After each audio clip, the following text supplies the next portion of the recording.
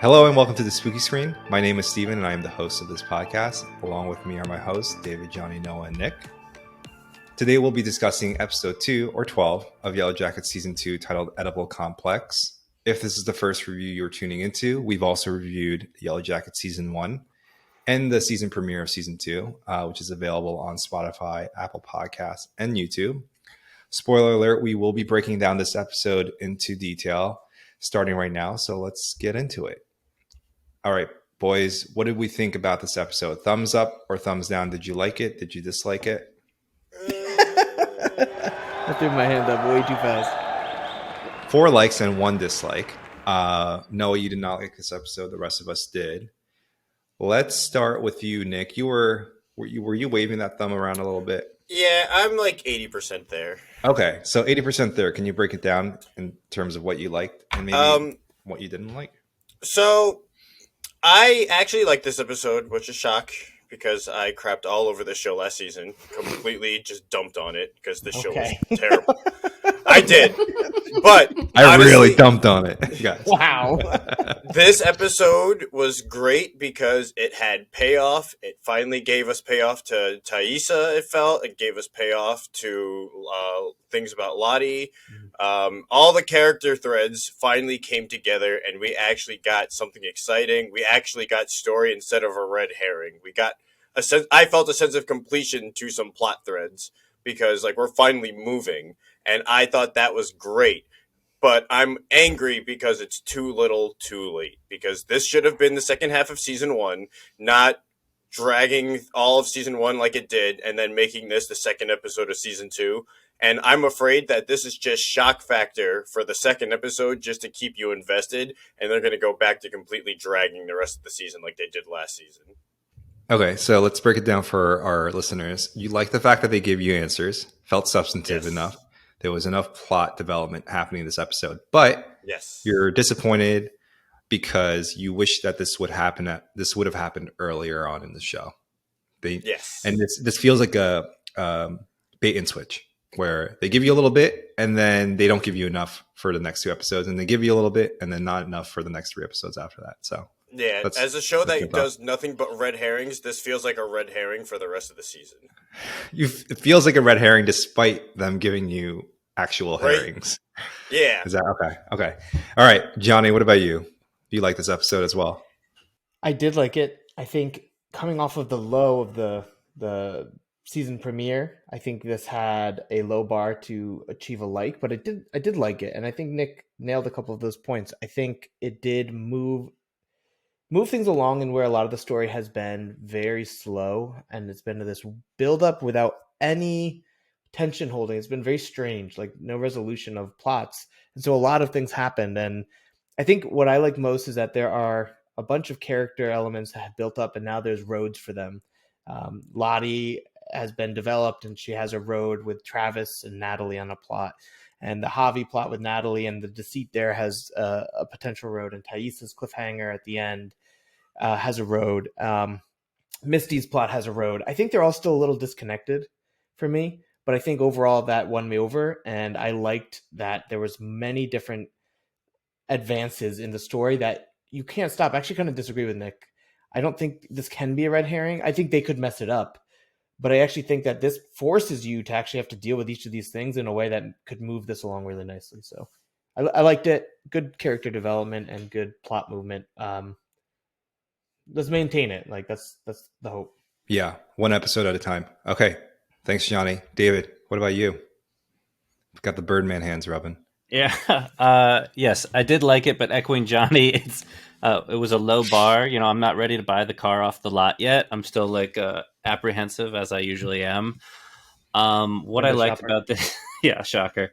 What I liked about this episode is I liked the development with Lottie and Nat. I liked the conversation between the two, and I liked the flashback that we got with Travis, and that there's still a little bit of mystery. Like, is Lottie telling the truth? Is she being truthful about the whole thing? Why did she leave out parts of what happened? Is it to spare Nat? Like, that's the mystery that I enjoy when I watch shows. That like gets my detective brain thinking. I could care less about the Adam plot line. I think they just need to drop that or close it off. And I like that we spent a lot of time in the forest with the survivors. I liked everything that happened in the forest because it develops character and it's exciting and there's like a bit of mystery, even though it's in the past.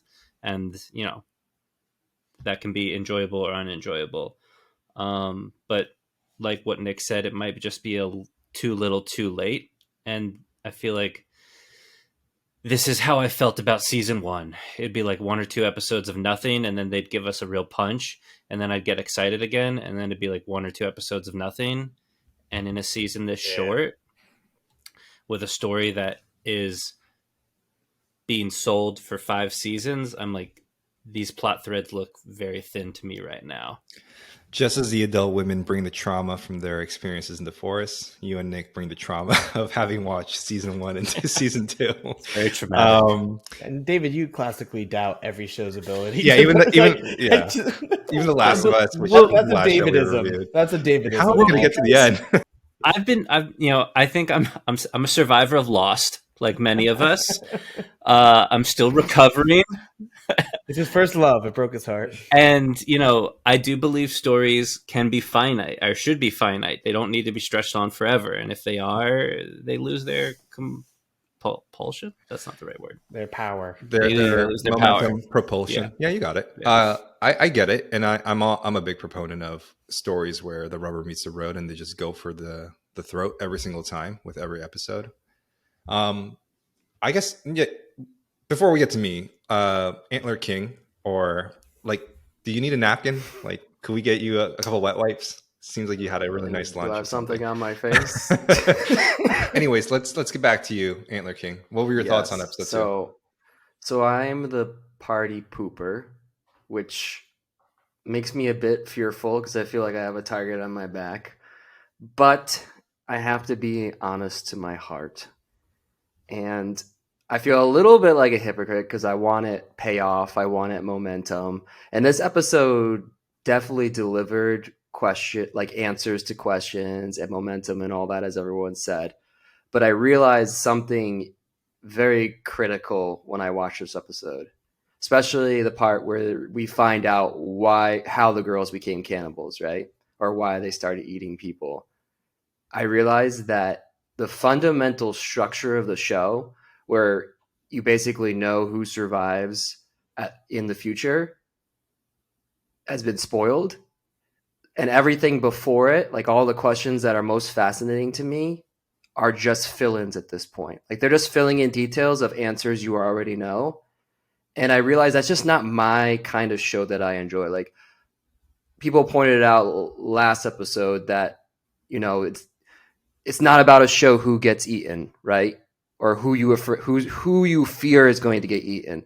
And that's the type of show I enjoy. I like worrying which characters are going to live and die.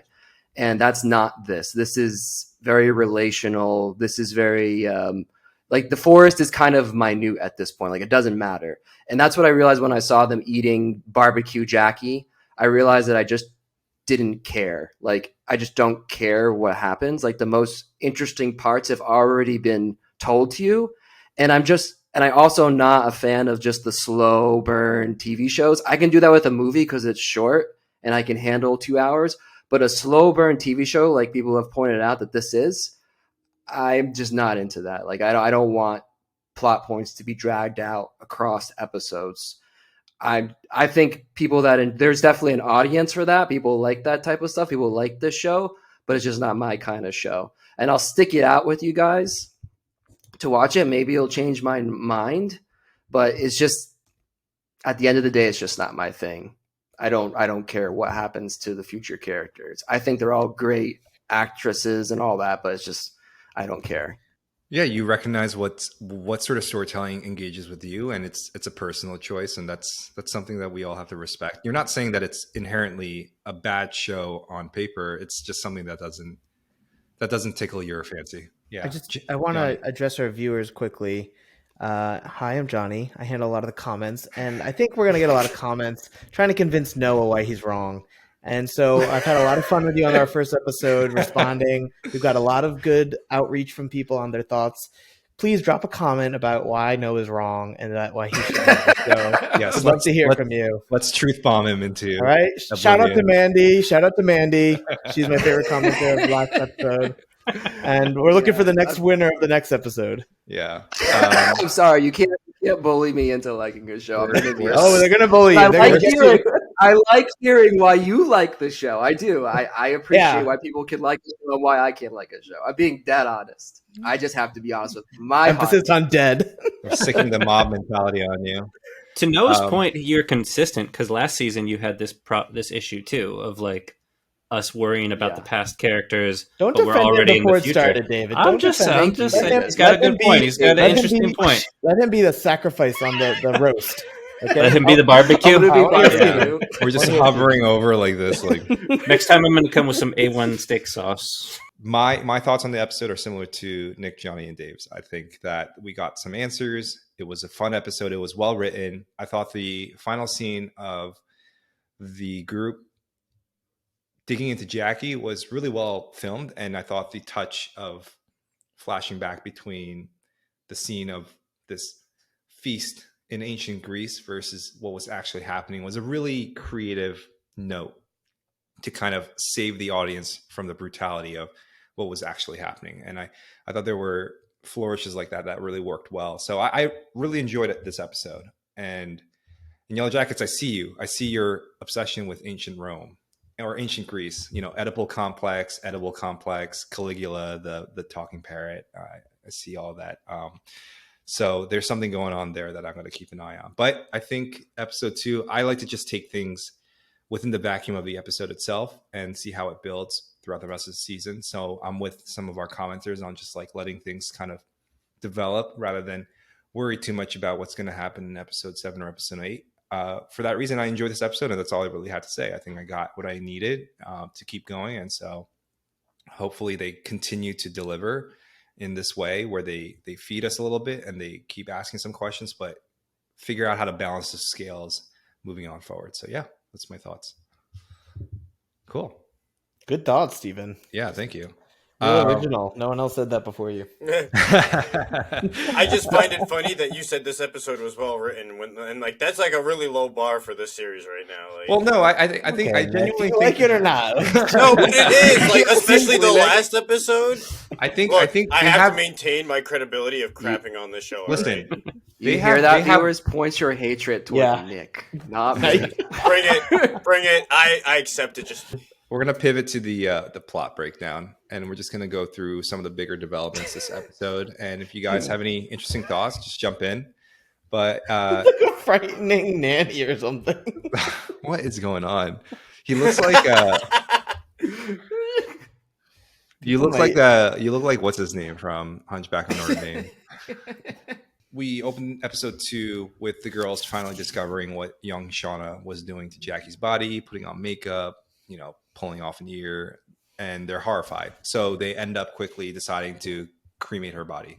They build up a pyre, put Jackie's body on it. Lottie snatches off her necklace, hands it off to Shauna, and they light the flame, and they all walk away. They don't pay their respects. They end up leaving, which is something that... Can I say something? Yeah, go for it, Noah. I don't think it was weird that Shauna put makeup on Jackie's body.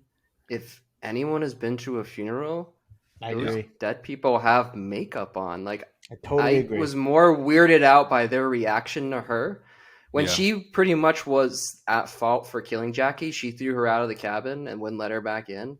And I would be like, okay, Johnny's working through some stuff. He's putting makeup on her. Like, I'm okay with this. I'm not going to get really mad and horrified and act that was like weird. Say weird. Yeah. Like I was not on the side of those girls. But we're speaking from the perspective of like 30-year-old grown men who have been to funerals before. These are like, we got to remember, like, these are teenage girls. They might never have been to a funeral before. They don't know how the whole embalming process works. That's happening. The body is being cremated. Meanwhile, we turn back to the adult timeline. There's a couple things that happen here. So one, Elijah Wood debuts as Walter, who brings his mother into the same facilities where Misty is working. Yep. And he the one who does some things. And here's the thing about Elijah Wood. He does a lot of horror films. He was actually in Sin City as a cannibal as well, and he was in Green Room, which is a really good horror film as well. So excited to see what his character has in store for us this season. So rapid fire, a couple things happen here. Thaisa sleepwalks almost to the edge of a cliff. Van catches her before she does. And this is because Thaisa was hallucinating the same eyeless man that she was terrorized by in season 1, leading her towards the edge. Also, Lottie ends up reinforcing her belief that Javi is still alive. Natalie feels compelled to kill that hope in Travis. She fakes Javi's death with her own blood on his cloth and tries to convince Travis to move on. He's struggling to do so. Most importantly, we see the spirit of the woods transcend or move. Like it's first person POV. Yes, we see in a first person POV the spirit of the woods descend upon the cabin, and it shakes off a bunch of snow onto Jackie's body, and it ends up roasting her in a delicious way, cooking her perfectly instead of burning her crisp. Exactly. Yeah. The girls, all the cabin inhabitants, wake up to the smell. Hard to believe that could happen perfectly, but Yes. it did. For Lost fans, it really is. You have to compare it to Lost. It's like so Smoke Monster-esque. It's really That's true. It's really hard to like take it seriously because Lost fumbled that so hard. So all I saw was a big black smoke thing flying in the sky. I was like, oh no, not that again. So all that was missing were the machine noises. Yeah, So right. I didn't completely understand. At the end, they're all awoken by the smell of Jackie's body. Yeah, because they're so hungry. Yeah, they're yeah. hungry. Okay, because I remember watching, and then all of a sudden I remember the camera panned to Coach Ben, and he was like, I thought they saw something, and I thought he saw something initially, and then they all turned and went outside to see what happened. But I thought he Did initially you see saw how something delicious she looked?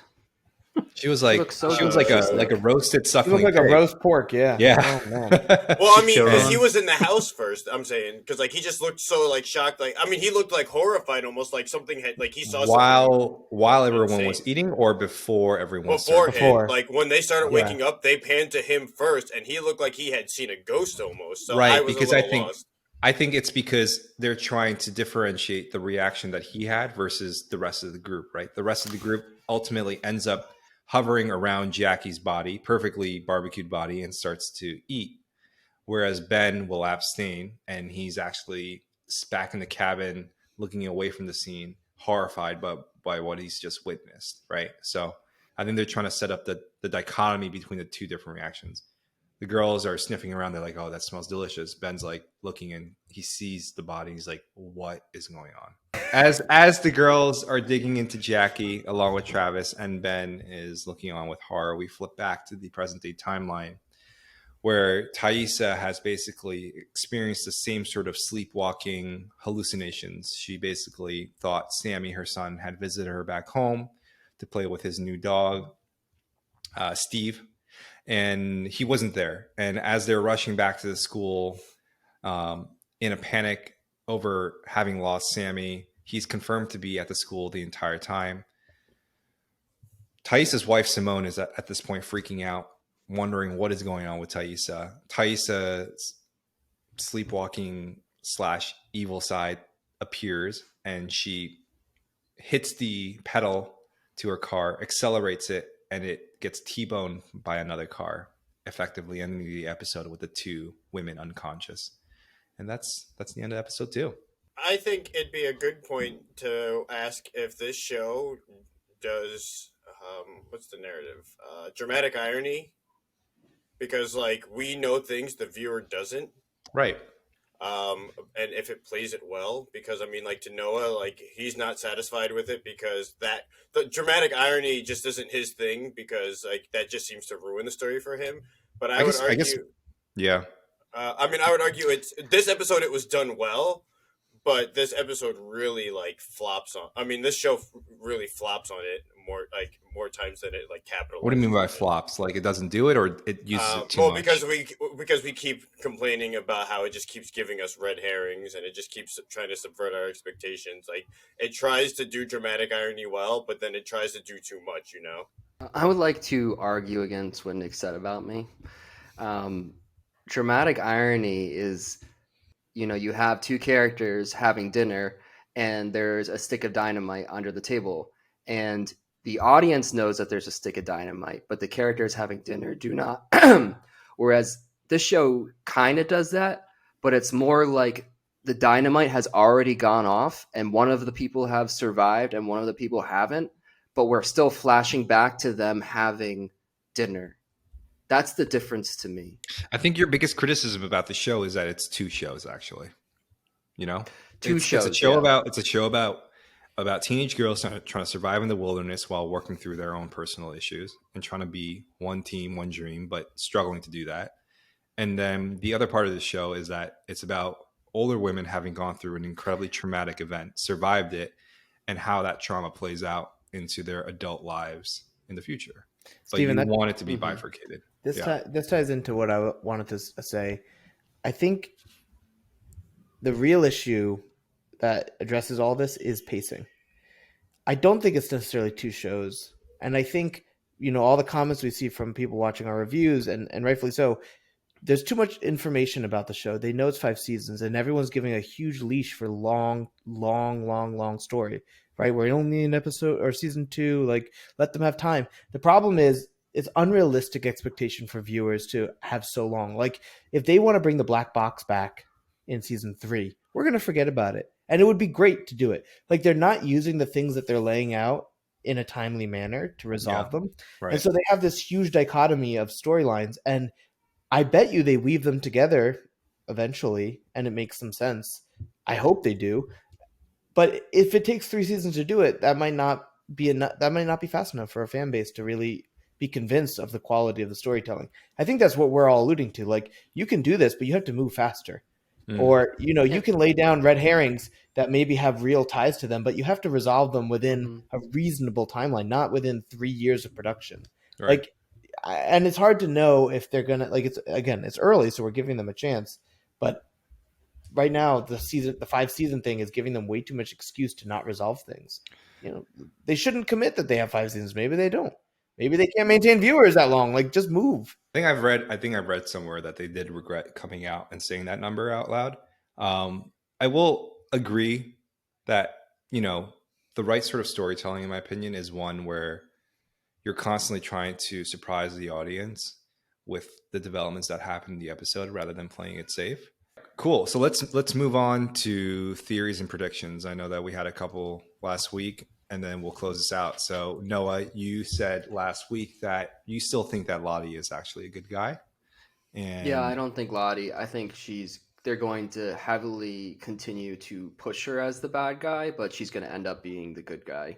Yeah. And then the real bad guy is going to be unveiled. Noah's point about the real bad guy, I'm very concerned there's no real bad guy.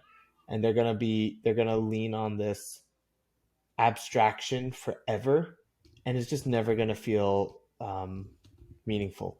So I'm very worried about that. And I think they may have to do it because they don't know how to make this element anything else. But I feel like the audience is owed more than just some abstract magiciness.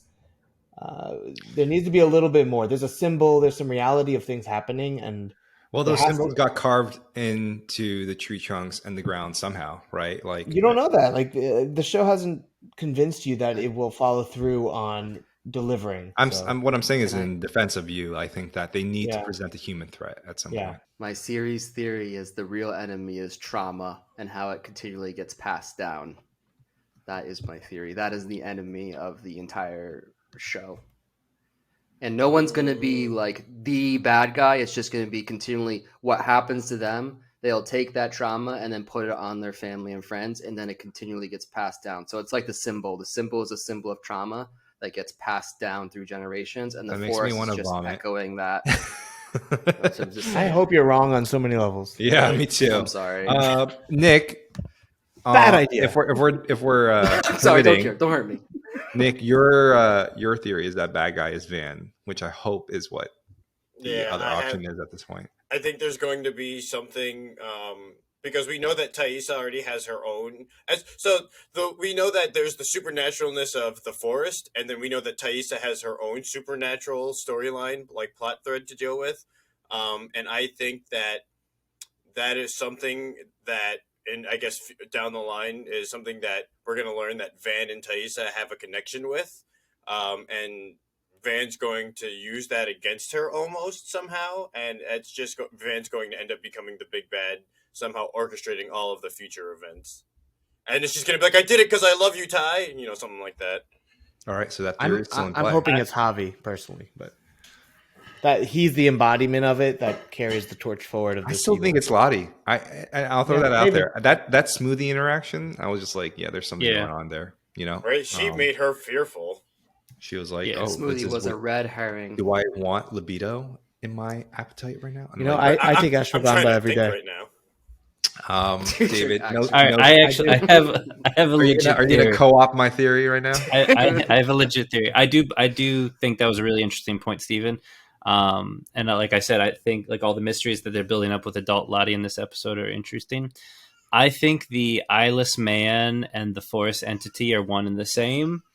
And I think what we are going to find out in hopefully this season or the next is that Ty's grandmother, who originally saw the eyeless man, it has some connection to the forest and the making of the symbols. That's my theory. Ty is OG that is a deep ass cut, my friend. Well, just because trauma gets passed down. Trauma gets passed on. I don't know. If it is trauma, oh god, it's so unsatisfying to me. Yeah, if it's a thematic villain, I'm just gonna be like, no, the thematic villain's going to be the forest spirit. Yeah, but I want the forest spirit to be. It needs a genesis. It's like the smoke monster. Right? It needs a genesis. Like I know that was so on a. Oh gosh, don't. I just had Johnny's getting trauma. It is mad. It is fun. It's mad. Where's the symbol? Where is it? It is funny how this show is reflective of a lot of Lost in some way. Yeah. Plane crash, wood survival, spirit monster. Spirit monster. Yep. Okay. Well, we have our theories locked in for the season. The one question: where's the hatch? Ooh. The cabin. Wait, think about it. The moss tree trunk. That's true. Yeah. Mm-hmm. They were lingering on that. They start digging. All right. That's our review of the second episode of Yellowjackets Season 2. I want to thank my hosts, Nick, Noah, Johnny, and David, and we look forward to reviewing episode 3 next week. Don't forget to like and subscribe. Don't forget to like, subscribe. Steven, cut this in earlier. Leave a lot of comments. Please just don't hurt me. String your arrows up and let them fly in the direction of all of us. My name's David, just so you know. we are an open forum. We are not going to delete your comments. We will respond to them. We will hear you guys out, and we will have it. This is a conversation. And if people have good theories, we'd love to bring them up on the reviews and talk about them. Exactly. So we want to hear from you guys. Keep speaking up. Keep letting us know why we're wrong. Wow, we're excited to hear from you.